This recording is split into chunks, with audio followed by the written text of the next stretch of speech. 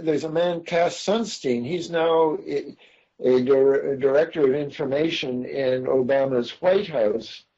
And before he went into the White House, this is when Bush was still president, he wrote an article. He was a Harvard professor at the time, saying that these conspiracy theorists are such twisted personalities that they're dangerous, and that there should be organized what he called cognitive infiltration of their movement, which sounds like this is what the FBI does all the time. You know, there's some movement they don't like, so they put somebody inside it, ostensibly to gain information, but they then become the provocateurs to make the movement look ridiculous or dangerous. And this was, it's a kind of compliment, I suppose, that they take this criticism, they view this criticism as being so dangerous. I don't know. I mean, we had, I think for a half century, a majority of people have not believed the official version of the Kennedy assassination, but it doesn't seem to have made much difference. And as I did a book about the Kennedy assassination, and I pointed out that a large majority didn't believe the official version, but a majority also believed that it shouldn't be investigated any further. So in other words, they prefer to live with a false picture of how our country is being run than get to the unpleasant facts. Nobody likes to keep unpleasant facts in mind. We all have something, a capacity, a tendency to denial, to suppress what is not pleasant. I start my book, The American War Machine, this one, begins with a personal anecdote about how something, oh, by the way, you asked how close did I get to the drug traffic. I forgot. I repressed, you might say. My brain suppressed this little anecdote, which is perhaps worth telling.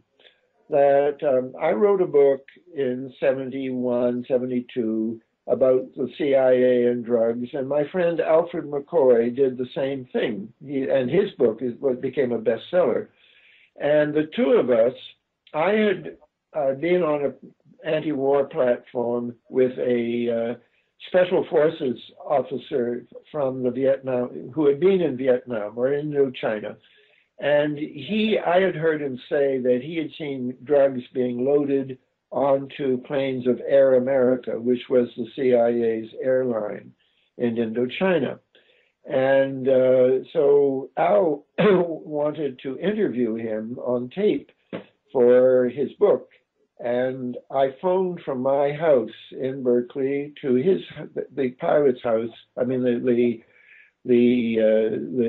soldier's house, who was not far away in Palo Alto.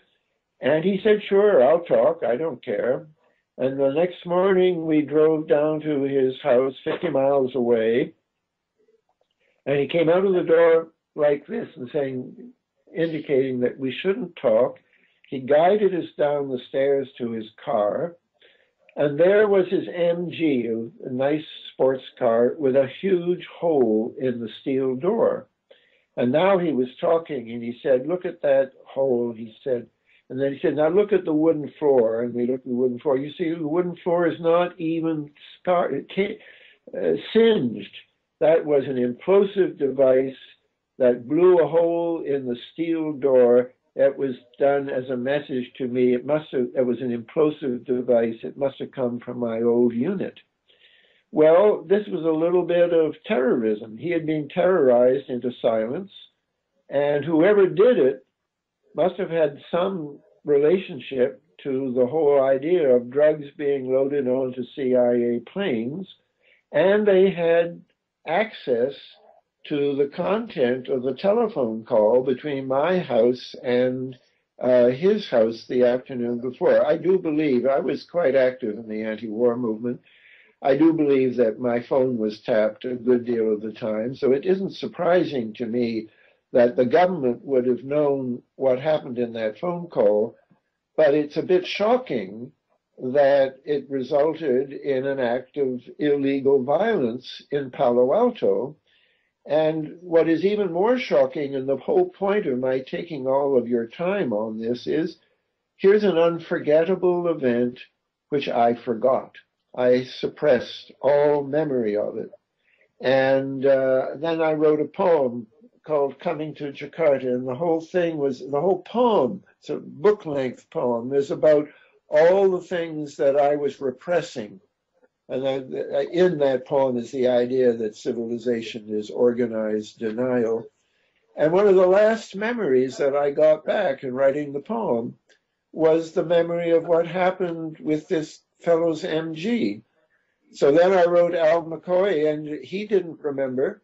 But when he brought out the next edition of The Politics of Heroin, he puts my poem in the preface as his way of acknowledging that something very strange happened that day that neither of us remembered.